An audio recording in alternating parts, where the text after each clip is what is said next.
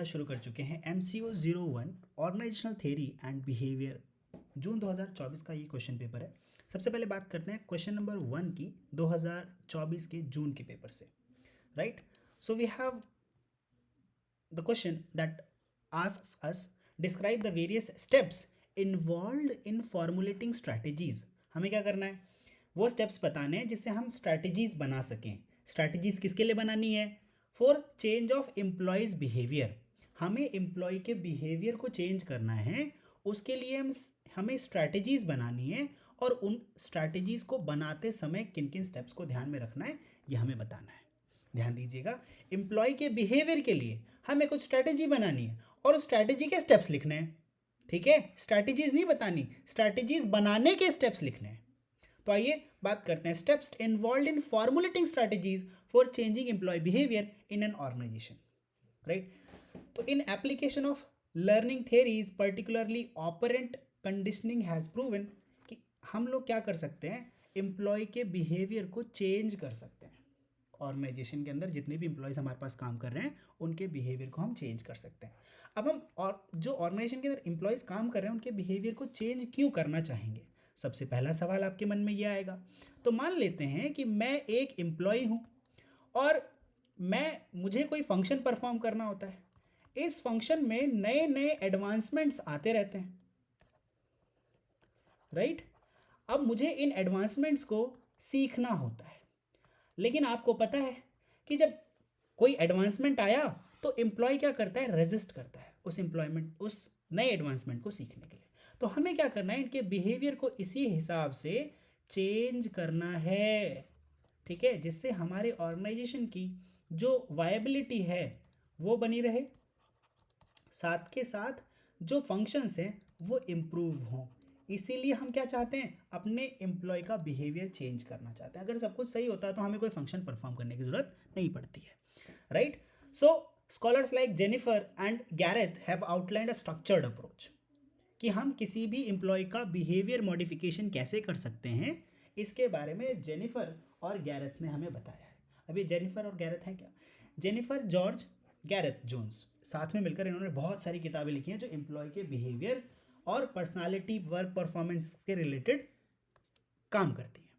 तो इन्होंने क्या किया, स्टेप्स आउटलाइन किए हैं जिससे हम ये बता सकते हैं कि हम डिज़ायर्ड बिहेवियर कैसे अपने एम्प्लॉयज़ को सिखा सकते हैं, राइट, जिससे हमारे ऑर्गेनाइजेशन की परफॉर्मेंस और अच्छी हो जाएगी।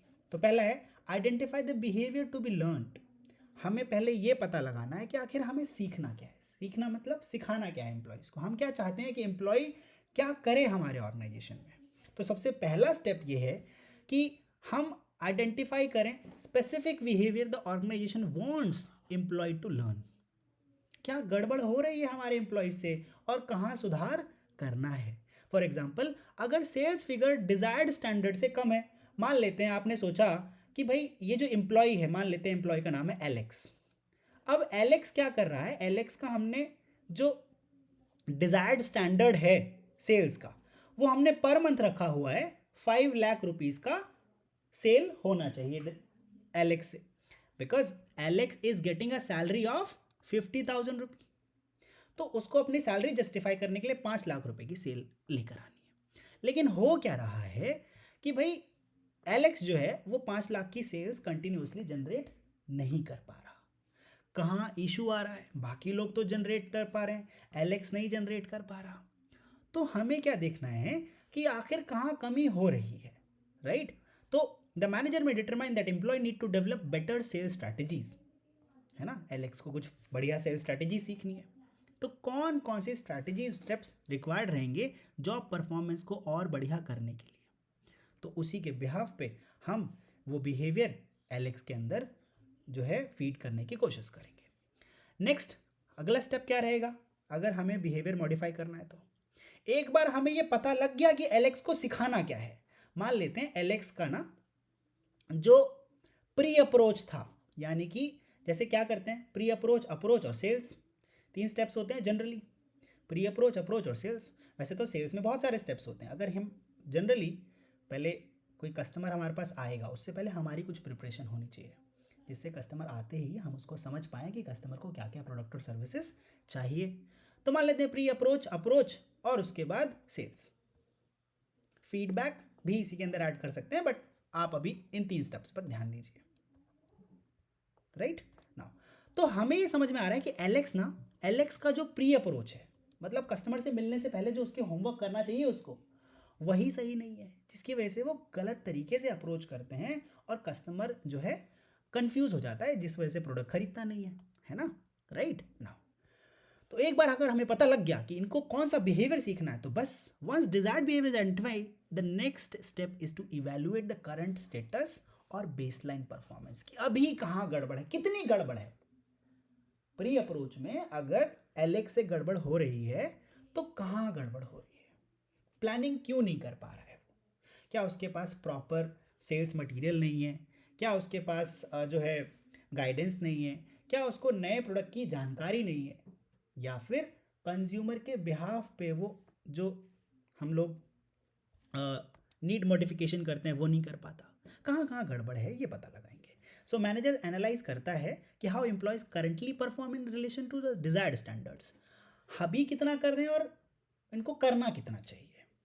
तो फॉर इंस्टेंस अगर 75% एक्सपेक्टेड आउटपुट दे रहा है तो ठीक है, करंट लेवल ऑफ एफिशिएंसी के बिहाफ पे इसको ठीक समझा जा सकता है और उसको ठीक किया जा सकता है कि भैया 25% ही गड़बड़ है। हम तो भैया मैथमेटिकल टर्म्स में देखेंगे ना गड़बड़ कितनी है, तो 75% स्टेप्स जो हैं वो सही हैं, 25% स्टेप्स में कहीं गड़बड़ है।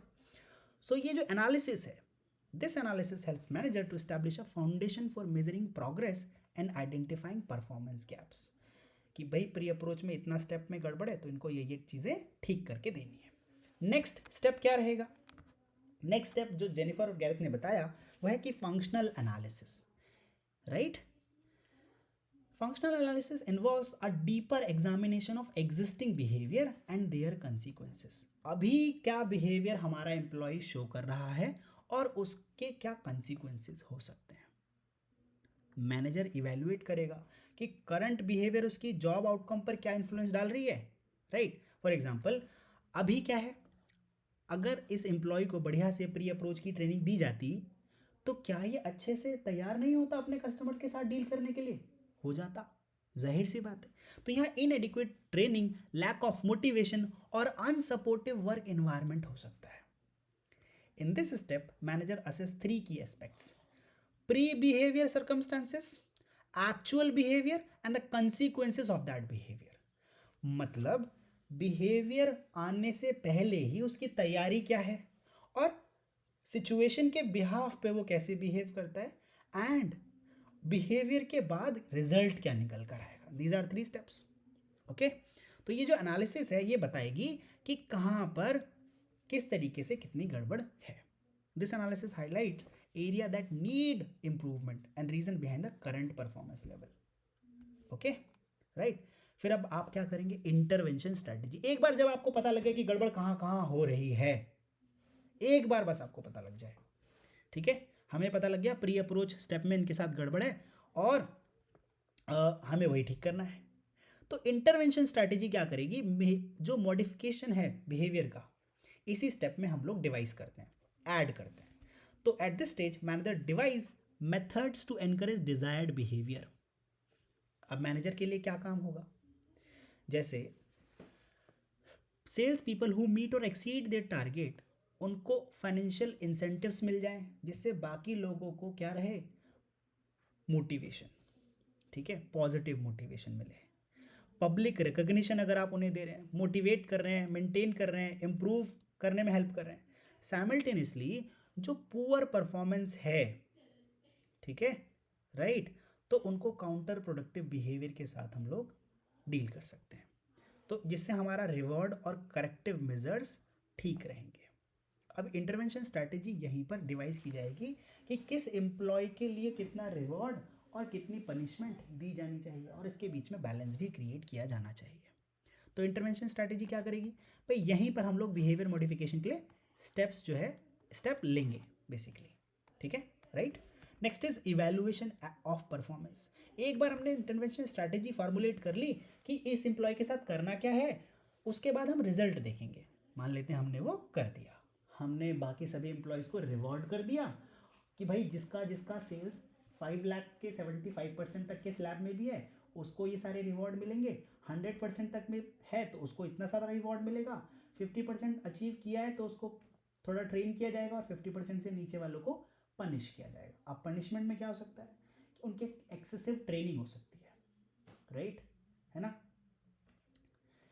Like punishment, they can feel like a punishment, but these are not the punishments only, right. हम क्या कर रहे हैं, हम ये फिगर आउट करने की कोशिश कर रहे हैं कि आखिर वो एम्प्लॉय गड़बड़ कहाँ कर रहा है, कौन से स्टेप्स हैं जिसकी वजह से गड़बड़ हो रही है। एक बार ये फिगर आउट हो जाएगा तो कस्टमर के साथ वो रिलेशनशिप भी बिल्ड कर पाएगा, इवन कस्टमर ढूंढ भी पाएगा, डील भी कर पाएगा, सेल भी कर पाएगा, राइट। तो ये इंटरवेंशन स्ट्रैटेजी की बात हो गई। एक बार इसे हमने डिवाइस कर दिया, एक बार ऐड कर दिया, तो अब हमें क्या रिजल्ट मिलेगा, जो रिजल्ट मिलेगा उसको हमें अब इवेलुएट करना है। The final steps involves evaluating the impact of the intervention. जो भी आपने इंटरवेंशन किया होगा उसका इम्पैक्ट क्या रहेगा। सो मैनेजर असेस करता है कि जो एम्प्लॉय है उसने डिजायर्ड बिहेवियर अडेप्ट किया या नहीं, जो हम चाहते थे वैसा अब एम्प्लॉयज कर रहे हैं या नहीं। अगर ऐसा होगा तो ऑर्गेनाइजेशन के गोल के साथ अलाइन होगा वो व्यक्ति, अगर ऐसा नहीं होगा तो डिसअलाइन होगा। If sales team starts meeting for their targets after implementing reinforcement strategy, तो मैनेजर ये समझ सकता है कि जो उसने प्रोग्राम चलाया वो सक्सेसफुल रहा। लेकिन अगर उसके बाद भी सेल्स डाउन होती चली गई तो मैनेजर को ये बात समझ में आ जानी चाहिए कि उसने जो स्टेप्स करेक्टिव मेजर्स लिए थे वो उल्टे पड़ रहे हैं, वो गड़बड़ हो गई है वहाँ पर, और अब ज़्यादा अच्छे रिजल्ट्स नहीं आ रहे, तो उनको फिर वहाँ पर करेक्शन करना चाहिए। अगर इवैल्यूएशन में आपको ये पता लगता है कि नेगेटिव परफॉर्मेंस हुआ है तब आप इंटरवेंशन स्ट्रैटेजी को करेक्ट करेंगे गाइस, ठीक है, राइट, करेक्शंस आप करेंगे। Okay, so these are the 5 steps जिसके बिहाफ पे आप एम्प्लॉय के बिहेवियर को मॉडिफाई करेंगे, राइट। इसके हिसाब से हम स्ट्रैटेजीज फॉर्मुलेट करते हैं। बिहेवियर देखिए, स्ट्रैटेजीज फॉर्मुलेशन को तो एक ही स्टेप आप इंटरवेंशन स्ट्रैटेजी समझ गए होंगे, इसके अंदर बहुत सारी स्ट्रैटेजीज आएंगी बेसिकली, राइट। एंड अभी आप पूछेंगे सर कौन कौन सी स्ट्रैटेजी, देखिए अलग अलग एम्प्लॉयज और अलग अलग परफॉर्मेंस के बिहाफ पे ऑर्गेनाइजेशन और team will decide what to and how to act, right. Okay, अब इसका सिग्निफिकेंस और लिमिटेशंस क्या क्या है, राइट। देखिए, जो ऑर्गेनाइजेशन है ना वो लगातार बिहेवियर मॉडिफिकेशन पे काम करती रहती है ताकि जो एम्प्लॉय का बिहेवियर है वो ऑर्गेनाइजेशन के गोल के साथ अलाइन हो सके, तभी ऑर्गेनाइजेशन के गोल्स इफेक्टिवली अचीव हो सकेंगे, है ना, राइट। ओके, इससे एम्प्लॉय की परफॉर्मेंस बढ़ेगी एंड ओवरऑल ऑर्गेनाइजेशन की परफॉर्मेंस भी बढ़ेगी, right. Okay, so however these programs have limitations, जैसे कि observable behaviour such as punctuality और sales performance are easier to modify compare to non observable traits, जैसे कि डिसीजन मेकिंग स्किल्स। आप किसी भी एम्प्लॉय की सेल्स तो मेजर कर सकते हैं कि उसने किसी पर्टिकुलर टाइम पर कितनी सेल्स की, है ना। पंक्चुअलिटी मेजर कर सकते हैं कितने बजे आ रहा है, कितने बजे जा रहा है, लेकिन आप ये नहीं मेजर कर सकते कि वो हर एक कस्टमर के साथ डील कैसे करने वाला है, ये आपको पता ही नहीं लगेगा। तो इसको हम बोलते हैं नॉन ऑब्जर्वेबल ट्रेड्स, जैसे कि decision making skills, right, planning strategies, okay, है ना। तो ये नहीं पता लगेगा, these are the limitations. Additionally employ dependent बन जाता है रेनफोर्समेंट पे। अब रेनफोर्समेंट का मतलब क्या सर, आपने अभी मैंने थोड़े बताया कि इंटरवेंशन स्ट्रैटेजीज ऑर्गेनाइजेशंस यूज करती हैं। इंटरवेंशन स्ट्रैटेजीज मतलब एम्प्लॉय को करेक्ट करने के लिए, उसके बिहेवियर को अपने ऑर्गेनाइजेशन के साथ मैच कराने के लिए वो बहुत सारे प्रोग्राम्स लॉन्च कर सकते हैं। आपको गिफ्ट, रिवॉर्ड, है ना, पनिशमेंट, सारी एक साथ चीज़ें वो लोग ऐड कर सकते हैं। तो आपको ऐसा ना लगे कि हर बार जब रिवॉर्ड मिलेगा तभी मैं अपनी सेल्स टारगेट अचीव करूंगा, या फिर पनिशमेंट से बचने के लिए ही मैं अपने सेल्स टारगेट अचीव कर रहा हूं। तो इस वजह से क्या होता है, एम्प्लॉय जो है डिपेंडेंट बन जाता है रेनफोर्समेंट पे। इसी को रेनफोर्समेंट कह रहे हैं, right. Performing only when rewards are anticipated, ठीक है। जब रिवॉर्ड मिलेगा तभी काम करेंगे, रिवॉर्ड नहीं मिलेगा तो काम नहीं करेंगे। Ethical concern such as manipulating employ behaviour also pose challenges. It is not ethical guys कि आप एम्प्लॉय को अपने मन मुताबिक ढाल रहे हैं, जहाँ मन हो गया वो बोल रहे हैं, जैसे हो गया वैसा चाह रहे हैं आप. This you can not do as an organisation, right? Everything that you are doing must be ethical and in positive manner. Okay, तो एम्प्लॉय की ऑटोनॉमी रिस्ट्रिक्ट कर सकती है, क्वेश्चंस रेज कर सकती है अबाउट द फेयरनेस. ये बहुत सारे चैलेंजेस हैं. इन सारे चैलेंजेस के बावजूद भी आप पॉजिटिव रेनफोर्समेंट पे काम कर सकते हैं, वैल्यूएबल टूल्स यूज़ कर सकते हैं एम्प्लॉय की परफॉर्मेंस को इम्प्रूव करने के लिए. मैनेजर्स एक बैलेंस क्रिएट कर सकते हैं ऑर्गेनाइजेशनल गोल्स और एम्प्लॉय की ऑटोनॉमी को बैलेंस रखते हुए.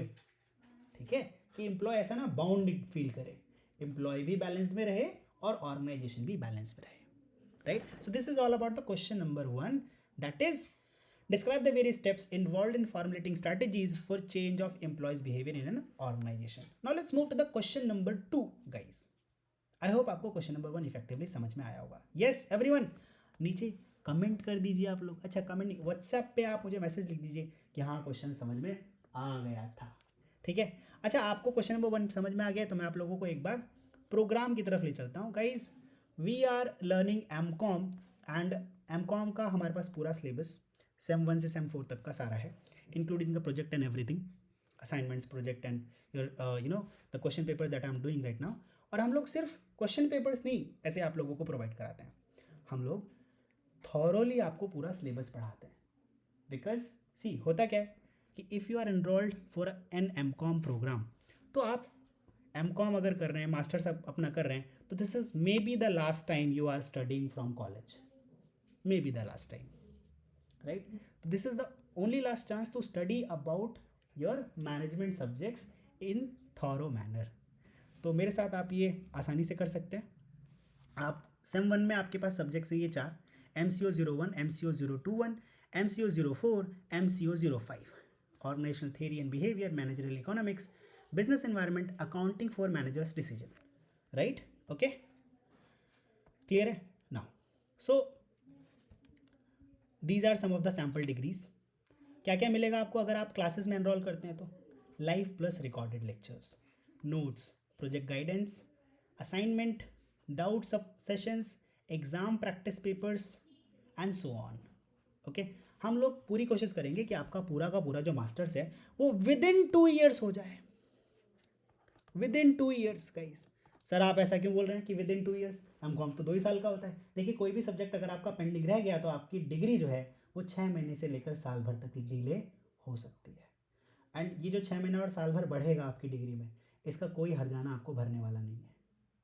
And money doesn't counts when it comes to the cost of time.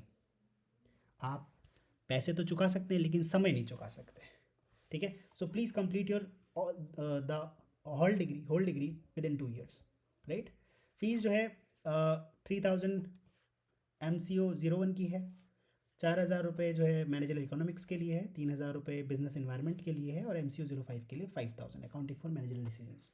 अगर आप ये सारा, अब ये थॉरो सब्जेक्ट्स हैं, यूनिट वाइज अगर आप इसे सच में असली तरीके से पढ़ना चाहते हैं जैसे आप अपने रेगुलर कॉलेज में पढ़ते हैं तो ठीक है, 1 टाइम फीस जो है 10,000 रुपीज़ है.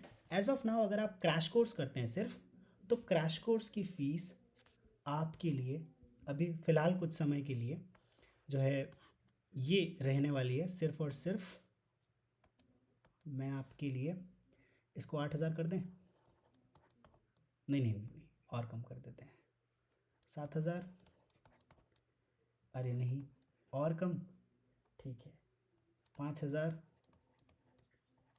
राइट? 5,000 भी नहीं, ठीक है 4,000 रुपये. मात्र 4,000 रुपये में आप अपना पूरा सिलेबस, अगर एग्ज़ामिनेशन के लिए जा रहे हैं तो आप अपना पूरा का पूरा जो सेमेस्टर 1 का सिलेबस है उसको आप कंप्लीट कर पाएंगे with crash course. This is for the crash course only. ठीक है, अब क्रैश कोर्स में क्या होगा, हम लोग लास्ट ईयर के पेपर सोल्यूशन और एनालिसिस क्वेश्चन पेपर्स की एक लिस्ट जारी करते हैं. Most of the questions comes from the analysis question set and the last year papers. Okay, so this will be the amount for the crash course as of now, right? Price कम ज़्यादा हो सकता है based on the time जब आप ये video देख रहे हैं. Okay, right? सो गाइज चलिए आगे बढ़ते हैं अपने अगले क्वेश्चन की तरफ. Now, the very second question we have is, what is team building? Explain different approaches of team building. Do you think that these approaches are helpful in the process of team building? पहले तो हमें बताना है कि team building क्या है, दूसरा ये बताना है कि आप टीम बिल्डिंग के लिए क्या क्या अप्रोच यूज़ कर सकते हो, और क्या आपको सच में लगता है कि ये टीम बिल्डिंग के लिए ये जो अप्रोच आप यूज़ कर रहे हो ये मददगार है, हेल्पफुल है? आइए बात करते हैं। टीम बिल्डिंग बेसिकली एक किसी भी टीम को शेप देने के लिए और उसकी स्मूथ फंक्शनिंग के लिए परफॉर्म किए जाने वाला फंक्शन है, right? Steven and Mary Ann Von, इन्होंने डिफाइन किया है कि as any formal intervention directed toward improving the development and functioning of work team, तो इसी पूरे प्रोसेस को क्या कहेंगे हम लोग? टीम बिल्डिंग कहेंगे। सर जी समझ नहीं आया, आसान शब्दों में बताओ। आसान शब्दों का मतलब यह है कि ऐसा कोई भी स्ट्रैटेजी फॉर्मुलेशन जिसमें हम क्या कर रहे हैं, किसी भी टीम को डायरेक्ट और डेवलप करने का काम कर रहे हैं कि टीम क्या क्या काम करेगी, टीम डेवलपमेंट कैसे करेगी, ठीक है? ऐसी सभी स्ट्रैटेजीज की जब बात होती है तो हम क्या कहते हैं कि this is about team building, right? Okay, Uday Pareek Uday ने भी कुछ अप्रोचेस सजेस्ट किए हैं हमें, तो आइए इन अप्रोचेस के बारे में जान लेते हैं, राइट? कौन कौन सी अप्रोच है गाइस? देखिए, द जोहारी विंडो अप्रोच।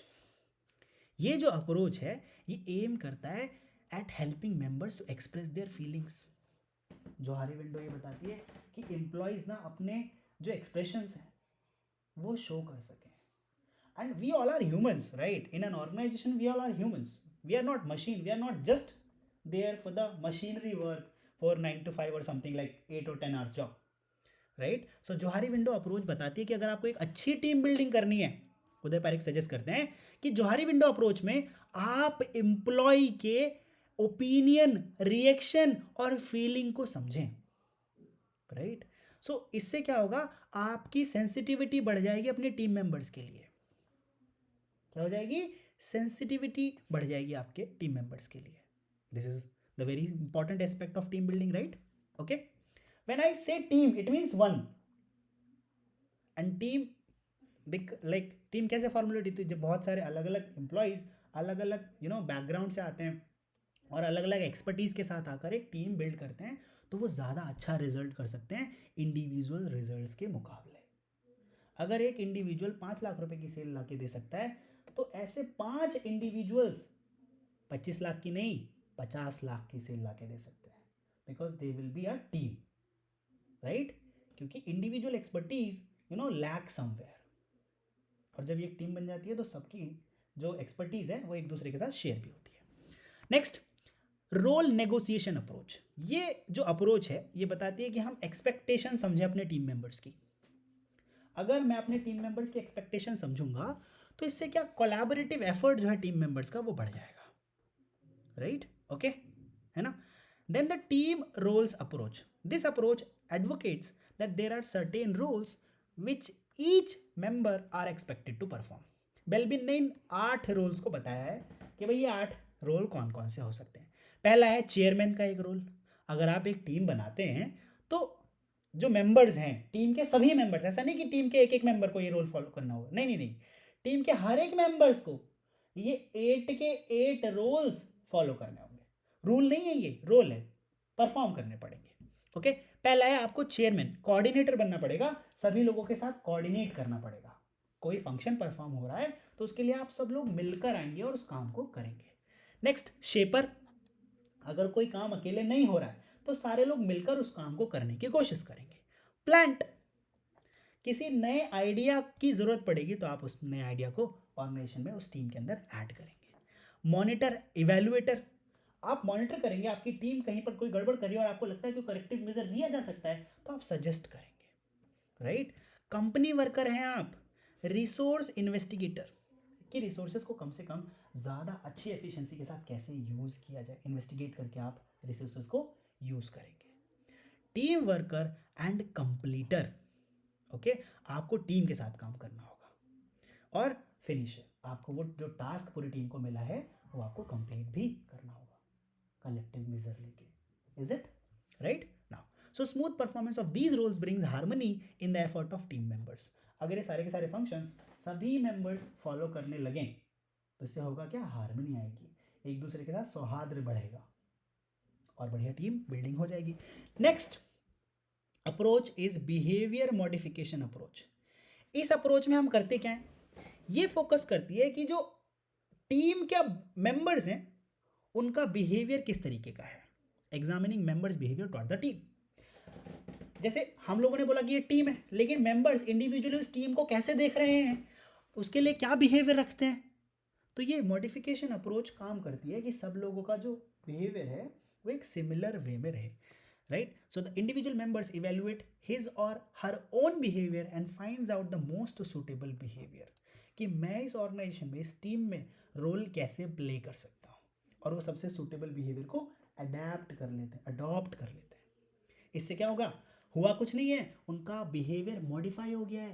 पहले इंडिविजुअली वो सोच रहे थे बहुत सारे फंक्शंस परफॉर्म करेंगे, पर जैसे ही वो टीम में आए तो उनको लगा कि वो अपना बेस्ट फंक्शन इस टीम को देंगे, जिससे वो पूरी टीम कंप्लीट हो जाएगी, राइट?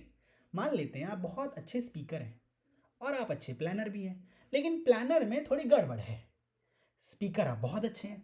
जब आप इंडिविजुअली काम कर रहे थे तो आप दोनों फंक्शन परफॉर्म करेंगे अच्छे तरीके से, जहाँ प्लानिंग में थोड़ी बहुत गड़बड़ भी होगी। लेकिन जब आप टीम में जाएंगे और कोई अच्छा प्लानर आपकी जगह दूसरा कोई व्यक्ति है आपकी टीम में, तो आप सोचेंगे कि प्लानिंग को गिव अप करते हैं और जो स्पीकिंग है इस पर और ज़्यादा फोकस करते हैं। तो आपने क्या किया? आपने कुछ नहीं, आपने उस टीम के बिहाफ पे अपना बिहेवियर मॉडिफाई कर लिया, right? Next is simulation approach. इस अप्रोच में एक आर्टिफिशियल टीम बनाई जाती है। सर आर्टिफिशियल टीम कैसे? हम ये मानते हैं कि सारे के सारे टीम मेंबर्स, अगर ये आ गया, ये आ गया, ये आ गया, ये आ गया, ऐसे सारे लोग मिलकर एक टीम बनाए तो क्या होगा? In this approach an artificial team is formed where members interact, discuss, deliberate and learn from other members behaviour. इस सिचुएशन में team members learn the most effective way of dealing with the challenges. जैसे हम छोटी छोटी team बना देते हैं ना कभी गेम खेलते हुए, किसी पार्टी इवेंट में, किसी मीटिंग में, तो जब हम छोटी छोटी टीम बना देते हैं तो वो क्या है? Simulation approach. अगर इनकी टीम बनी तो क्या होगा? देखते हैं, टेस्ट करके देखते हैं। वो जो 10-10 लोगों की टीम आपको गेम खिलाने के लिए बना देते हैं, ऐसे नहीं बनाते, सिमुलेट करके देखते हैं कि इनकी टीम बनेगी तो कैसा रहने वाला है रिजल्ट, ठीक है, right? So everything is planned guys. Next action research approach. In this approach whole range of behaviour is analysed and evaluated, कि हर एक मेंबर जो है वो कैसा एक्शन परफॉर्म कर रहा है।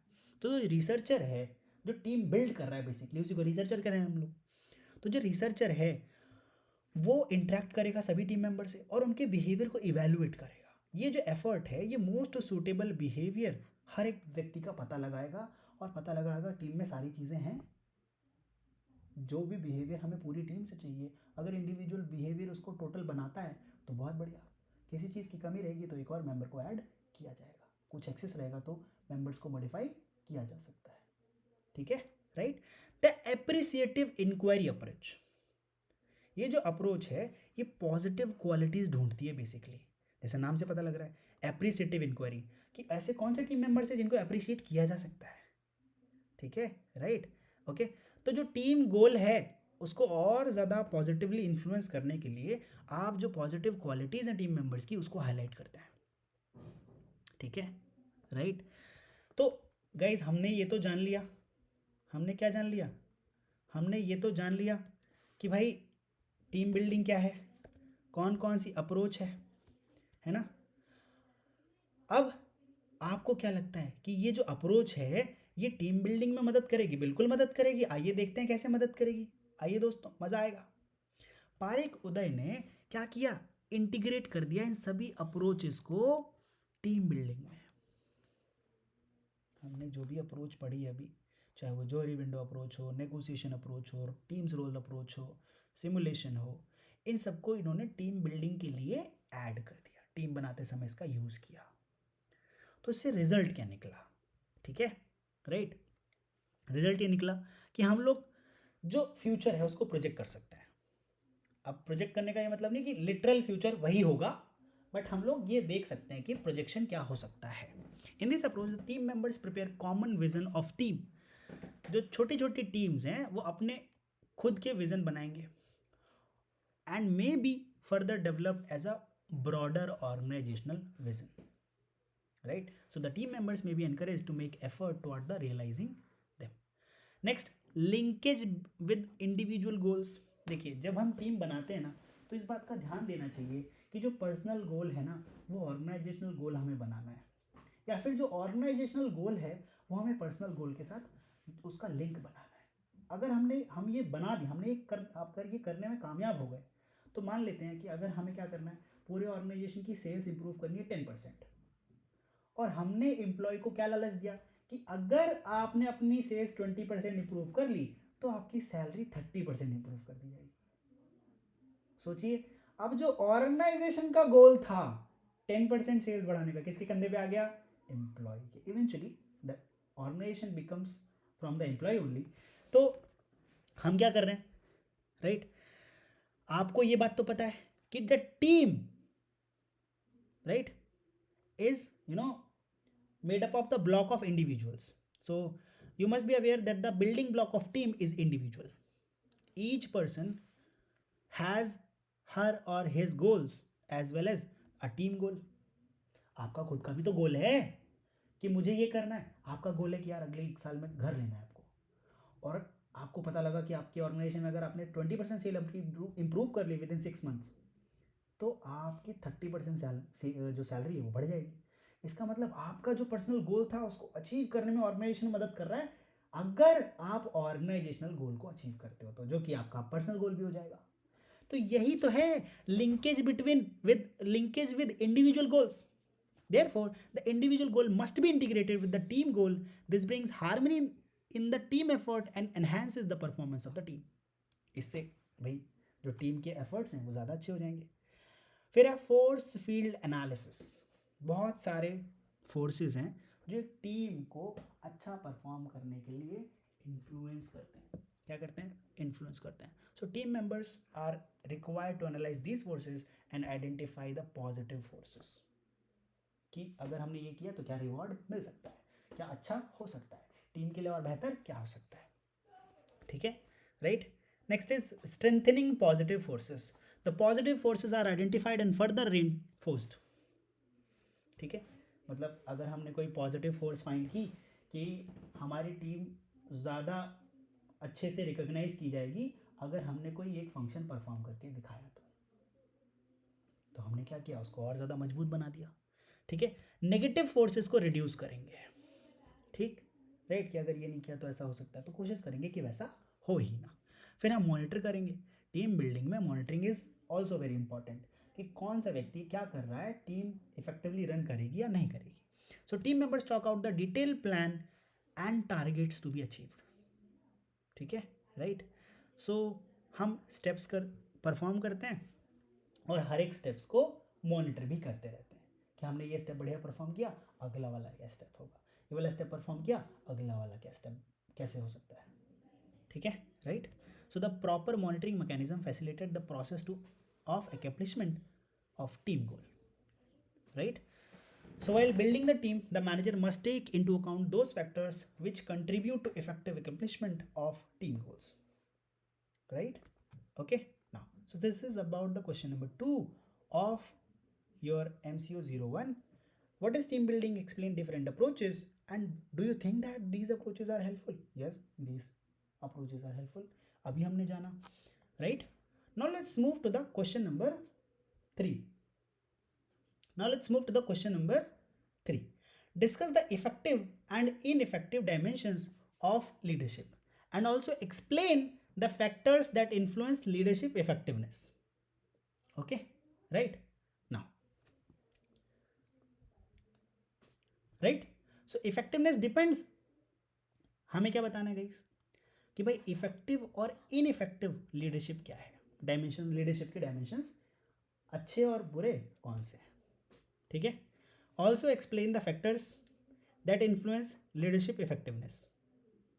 देखिए, अब अगर हम किसी भी काम को इफेक्टिव कब बोलते हैं, हम किसी भी काम को इफेक्टिव कब बोलते हैं, जब जैसा हम चाह रहे हो वैसा ही एक्ट परफॉर्म हो जाए तो काम बढ़िया है, अगर वैसा ही परफॉर्म नहीं हुआ तो वो एक्ट बढ़िया नहीं, ठीक, right. So effectiveness depends on the situation demands of a specific environment, right. So when a style of a leader is appropriate to a given situation, उसको हम इफेक्टिव बोलेंगे. वहीं अगर जो स्टाइल है वो सिचुएशन के बिहाफ पे फिट नहीं बैठ रहा तो वो इनइफेक्टिव हो जाएगा, ठीक है. So the basic styles of leadership are further divided into 8 styles, ठीक है, right. Further divided into 8 styles. Okay, now as more effective and less effective. तो हमने क्या किया है, जो सबसे ऊपर है वो सबसे ज़्यादा अच्छा इफेक्टिव है, और जो उसके बाद बाद आता रहेगा वो इनइफेक्टिव होता चला जाएगा, राइट. ओके, चलिए. पहला है एग्जीक्यूटिव. ये मैनेजर्स यूज करते हैं इसे. Executive used by a manager. This style attach maximum importance to work as well as the people. देखिए एग्जीक्यूटिव जो मैनेजमेंट लीडरशिप स्टाइल है उसमें होता क्या है कि जो मैनेजर है बेसिकली वो ना दोनों को इंपॉर्टेंस देता है जितनी ज़्यादा हो सके, जैसे कि लोगों को और जो हमें फंक्शन परफॉर्म करवाना है उनको भी, right. He sets high standards of performance and can accomplish goals successfully. Okay, right. Now next is the developer style. यहाँ पर जो मैनेजर है वो इस स्टाइल को अडॉप्ट करता है. The manager adopting this style attaches greatest importance to the people at work and minimum concern for work. लोगों पर ज़्यादा ध्यान देता है, उनकी डेवलपमेंट पर. नाम से ही पता लग रहा है डेवलपर स्टाइल है, नाम से ही पता लग रहा है क्या, डेवलपर स्टाइल है. यानी कि वो लोगों को क्या करता है, डेवलप करता है, राइट. एंड उसका कम कंसर्न किसके ऊपर है, काम के ऊपर है. He devotes maximum attention to the development of individual subordinates and believes in their capability, ठीक है. इसके बाद है बेनवोलेंट ऑटोक्रेट, राइट. ऐसे मैनेजर जिनका एटीट्यूड और स्टाइल बेनेवोलेंट ऑटोक्रेट की तरह होता है. उनका कंसर्न काम के लिए ज़्यादा रहता है लेकिन लोगों के लिए कम रहता है, ठीक है. वो अपने गोल्स तो अचीव कर लेते हैं लेकिन अपने सबऑर्डिनेट्स को निराश कर देते हैं. अगर आप ज़्यादा सिर्फ काम पर ही ध्यान देंगे, लोगों की वेलबींग पर ध्यान नहीं देंगे, तो क्या आप अच्छे लीडर हैं लॉन्ग रन में? नहीं चलेगा ना ऐसा काम. इसके बाद ब्यूरोक्रेटिक स्टाइल मैनेजर. ये जो ब्यूरोक्रेटिक मैनेजर है ना, ये बेसिकली क्या करता है, ये वर्क सिचुएशन को ना कंट्रोल करने में कामयाब तो हो जाता है, राइट. ओके, नाउ क्योंकि बेसिकली ये जो पूरा गोल अचीव करते हैं ये bye means of rules and procedures perform करते हैं. यानी कि जो रूल्स हैं उसके बिहाफ पे काम करवाते हैं आपसे. इनके पास जो कंसर्न रहता है that is also very minimum for the work and people, right. So these are most effective styles of leadership. Okay, तो हमने बात की भाई effective and effective leadership style के बारे में और कौन से फैक्टर्स हैं जो इनको इन्फ्लुएंस करेंगे. तो सबसे पहले बात करते हैं अब अगले जो फैक्टर्स हैं दैट इज इनइफेक्टिव स्टाइल्स. अगले स्टाइल्स कौन से हैं, इनइफेक्टिव स्टाइल्स, राइट. ऐसे स्टाइल्स जिनको एप्रोप्रिएट नहीं माना जाता लीडरशिप के लिए. पहला है कॉम्प्रोमाइजर.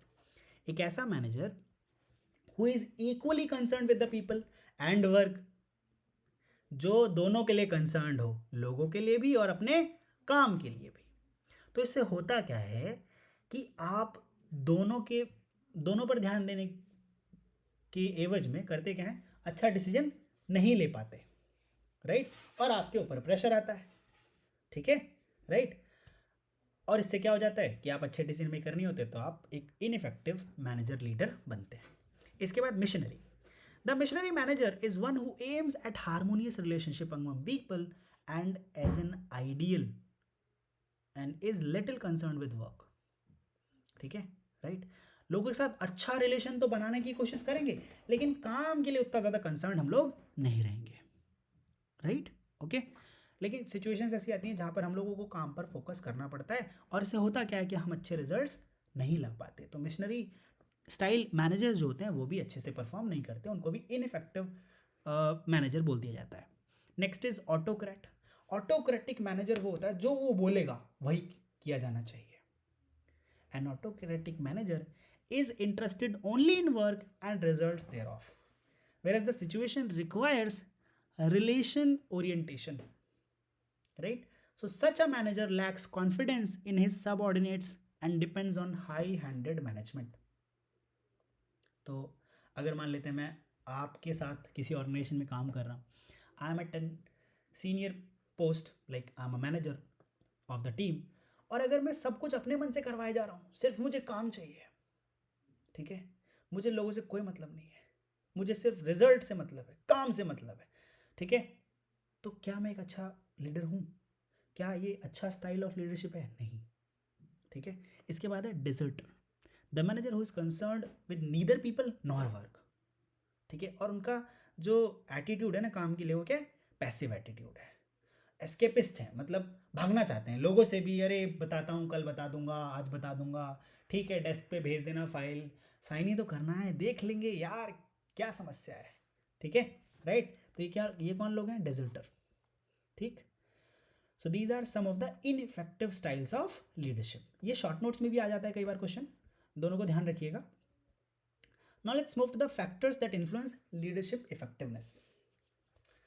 Taking an overall view of the questions of effectiveness of leaders, some writers have identified a number of factors that influence the leader and his effectiveness. पहला, लीडर की खुद की पर्सनालिटी, पास्ट एक्सपीरियंस, एक्सपेक्टेशंस, इससे क्या होगा? Leadership effectiveness पर फर्क पड़ेगा। मतलब जो लीडर है उसकी पर्सनालिटी कैसी है, उनका पुराना एक्सपीरियंस कैसा रहा है जब वो टीम में थे, मतलब लीडर नहीं थे, ठीक है, क्योंकि कोई भी व्यक्ति जैसा उसको मॉनिटर किया गया होगा, जैसा उसको लीड किया गया होगा, उसी के बिहाफ पे उसका बिहेवियर रिजल्ट होता है। The expectation and behaviour of his superiors, subordinates characteristics, expectation and behaviour, जो लीडरशिप के अंडर लोग काम कर रहे हैं उनका एक्सपेक्टेशन कैसा है, उनका बिहेवियर कैसा है, इसके बिहाफ पे भी जो बिहेवियरल रिजल्ट होता है वो भी आता है कई बार। Requirement of task to be perform by subordinates, expectation and behaviour of fellow managers, बाकी लोग क्या कर रहे हैं, बाकी लोगों का बिहेवियर कैसा है, कल्चर का, ऑर्गेनाइजेशन का कल्चर कैसा है, पॉलिसीज़ किस तरीके से बनाती है, उसके एवज में भी कई बार जो लीडरशिप है उस पर फर्क पड़ता है, right. So guys, this is all about the question number 3, effective and ineffective dimensions of leadership, and we have also explained the influence of leadership effectiveness, right. I hope आपको क्वेश्चन नंबर 3 इफेक्टिवली समझ में आया होगा। Everyone, are you guys getting it? Please WhatsApp पे एक text डाल दीजिएगा या फिर वीडियो के नीचे कमेंट कर सकते हैं आप लोग, राइट। और हाँ, चैनल को सब्सक्राइब ज़रूर कर लीजिए, क्योंकि दोबारा आएंगे तो आपको बाकी के जो वीडियोज़ हैं वो भी मिलते रहेंगे। कीजिए कीजिए, यहीं बैठा हूँ मैं, 1 2 3, अरे सब्सक्राइब कर लीजिए, बहुत बढ़िया, ठीक है, राइट। चलिए, अगर आप ये एप्लीकेशन में देख रहे हैं तो यहाँ सब्सक्राइब का बटन नहीं है, आपने ऑलरेडी फीस पे कर रखी है, ठीक है। बाकी सारे लेक्चर्स भी आपको मिलेंगे, अगले जो बाकी बहुत सारे लेक्चर्स जो हैं वो आपको मिलते रहेंगे, right. Now let's move to the question number 4। What are the various sources of power in an organisation?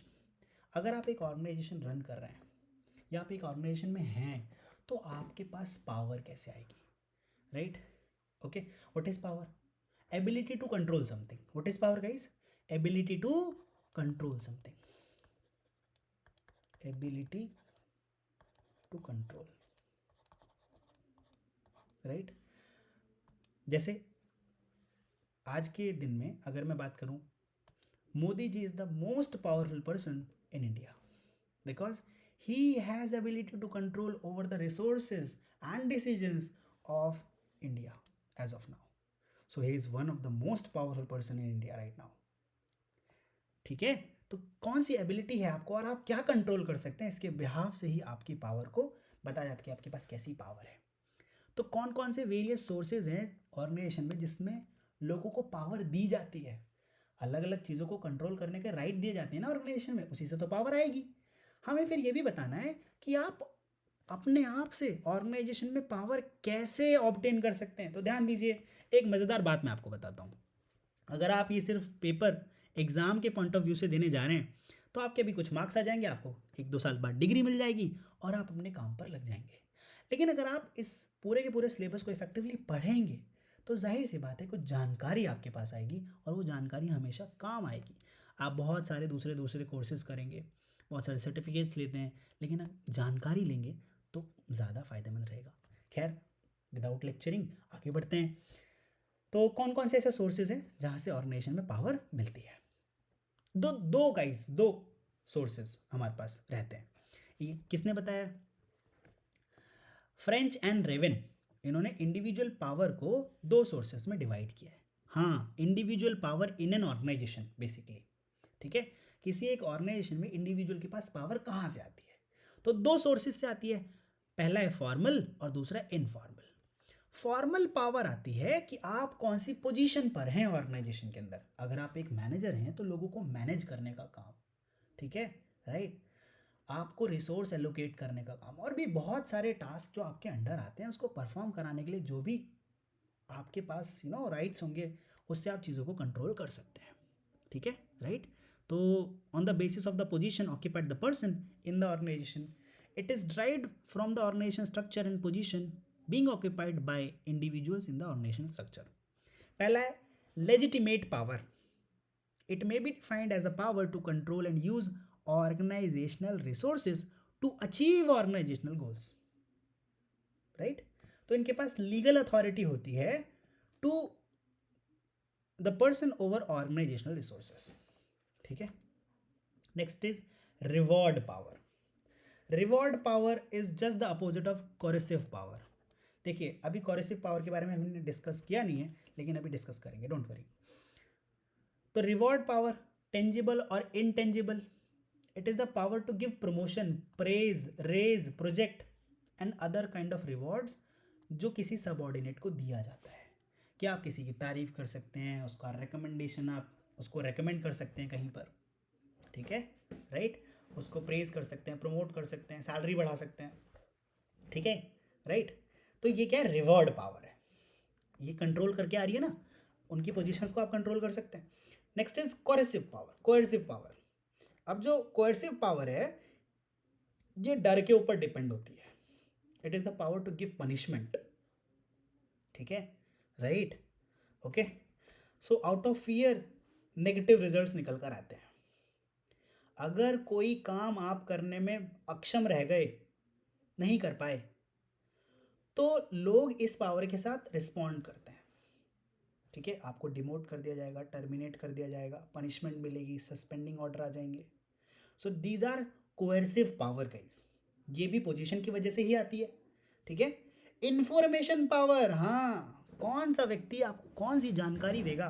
जैसे मोस्ट ऑफ द एम्प्लॉयज़ के साथ होता क्या है कि उनको इन जो HR पॉलिसीज़ हैं उनके बारे में पता ही नहीं होता है ना। सच बताओ, सच बताओ, पता था कि जब आपने पहली बार कॉरपोरेट में ज्वाइन किया था या आप किसी ऑर्गेनाइजेशन में हैं तो आपको पता था कितनी छुट्टियां मिलती हैं, कितनी पेड लीव्स होती हैं, किस तरीके से, क्या बताते भी नहीं है, ठीक है, राइट। सो क्योंकि जानकारी से क्या आती है? पावर। अभी बताऊंगा इनफॉर्मल पावर, आप पावर कैसे गेन कर सकते हैं। तो जो इंफॉर्मेशन पावर है, individuals having access and control over the information, वो इस पावर को कंट्रोल करते हैं। लाइक वो इंफॉर्मेशन को कंट्रोल करते हैं, इसका मतलब है जो पावर है उनके पास ये आती है। बिकॉज ऑफ दिस पोजीशन और access and control over the information, whatever they wish to be performed by others in the organization, they get it done, ठीक है। कि आपको क्या हो सकता है, जानकारी अगर आपके पास है ना, तो बस विजय माल्या कैसे भाग गया? जानकारी के बिहाफ पे, ठीक है। Disclaimer guys. नाउ अगली पावर जो इंडिविजुअल पावर आती है किसी ऑर्गेनाइजेशन के अंदर लोगों के पास, वो है इनफॉर्मल पावर। अभी इनफॉर्मल पावर, जैसे नाम से ही पता लग रहा है कि फॉर्मली तो ये नहीं दी जाएगी, पोजीशन से तो नहीं आती है, ठीक है। ये ऑर्गेनाइजेशन के स्ट्रक्चर पोजीशन के बिहाफ पे भी नहीं आती कि आप मैनेजर हैं, सीनियर मोस्ट मैनेजर हैं, सुपरवाइजर हैं, ठीक है, कौन है आप, इससे कोई फर्क नहीं पड़ता, ठीक है। So this people possessing informal power do not have positional power, पर वो उतने ही पावरफुल हैं जितने पोजिशनल पावर वाले लोग हैं। अरे भाई ये कौन से लोग हैं और ये कैसे होता है? चलिए, पहला एक्सपर्ट पावर। अगर आपकी एक्सपर्टीज़ है, फाइनेंशियल एक्सपर्टीज़ है, मान लेते हैं कि मैं सीए की बात करता हूँ, चार्टर्ड अकाउंटेंट गाइस, वो ऑर्गेनाइजेशन के अंदर कोई रोल, मतलब ऑर्गेनाइजेशन के अंदर एम्प्लॉय होता है, कई बार नहीं भी होता। आप सोचिए उसके पास एक्सपर्टीज़ है, फाइनेंशियल एक्सपर्टीज़, ऑडिट एक्सपर्टीज़, तो वो अगर कोई जानकारी ऑर्गेनाइजेशन को दे तो भैया पूरा ऑर्गेनाइजेशन तितर बितर हो जाएगा। Expert power is informal power and does not exist in every organization. ठीक है, expert power is influenced and wielded as a result of expertise, special skill or knowledge possessed by individuals. जैसा वो कह दें वैसा ही काम होगा क्योंकि they are expert. Expertise has become one of the most powerful source of influence. Right?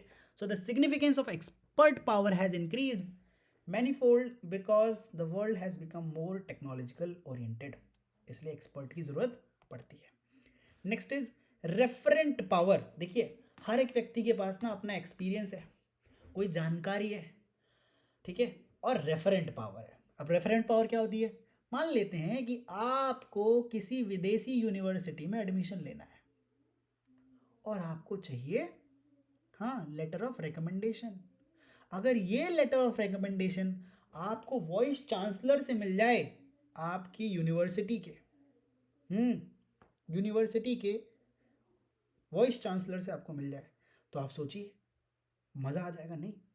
ठीक है, राइट. LOR बताओ, signed by vice chancellor of the और the chancellor of the university. By giving someone's reference and getting identified with the same person. कि अच्छा उन्होंने भेजा है, ठीक है, राइट. Thus referent power is based on the identification with the person, right? Okay. Next is charismatic power. Charismatic power is based on the emotions and feelings of the followers.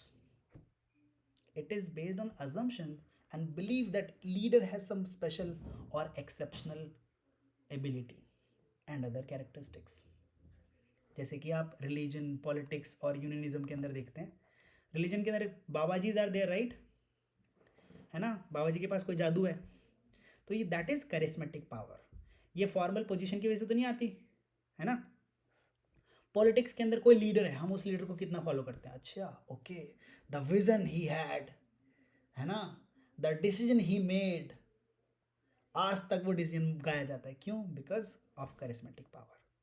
मतलब उन्होंने डिसीजन लिया तो बढ़िया ही लिया होगा. ठीक है, राइट. ओके. नाउ अभी आपने जाना कि इंडिविजुअल्स के पास जो पावर आती है किसी ऑर्गेनाइजेशन के अंदर या वैसे भी, तो वो दो तरीके से आती है. पहला है फॉर्मल पावर, दूसरा इनफॉर्मल पावर. इसके बाद अब हमें ये बताना है कि आप पावर ऑब्टेन कैसे कर सकते हैं, पावर पा कैसे सकते हैं, शक्ति आपको मिलेगी कैसे. आपको पावर अगर चाहिए तो आपको बहुत सारे पावर टेक्टिक्स यूज़ करने पड़ेंगे. क्या क्या हैं? कुछ पॉपुलर टेक्टिक्स के बारे में बता देता हूँ, कूटनीतियों के बारे में बता देते हैं, ठीक है, जिससे आपके पास कुछ शक्ति आ जाएगी. पहला है फ्रेंडलीनेस. अगर आपको पावरफुल बनना है ऑर्गेनाइजेशन में, आप देखिएगा कि ऑर्गेनाइजेशन के अंदर जितनी भी टॉप लेवल पर आप चलते चले जाएंगे ना, आपको लोग ज़्यादा फ्रेंडली मिलेंगे, फ्रैंक मिलेंगे, सॉफ्ट स्पोकन मिलेंगे. तो आज से ही अपनी फ्रेंडलीनेस बढ़ाइए और सॉफ्ट स्पोकन बनिए. ठीक है, right. Okay. Flattery, creation of goodwill, acting humble, being friendly. हो चाहे नहीं हो, एक्ट करो ना, क्या दिक्कत है? लोगों को देखना, अब दिखाओ, सिंपल. ठीक है, friendliness will give you some power. Okay. Now so they make request to those powerful people to give him her the favor. By identifying with them, these individuals become powerful in the organization. अगर आप अपने आप को irreplaceable बना लो, ठीक है, to gain power, individuals have to develop their specialized knowledge, skills and relationship so deep and broader जिससे उनको निकालना मुश्किल हो जाए. कई बार वो deliberately बहुत सारी रिस्पॉन्सिबिलिटी अपने ऊपर खुद ले लेते हैं ताकि आप दब जाएं उनके बोझ तले. ठीक है, राइट. अल्टीमेटली आपको प्रमोशन और रिवॉर्ड देना पड़ेगा.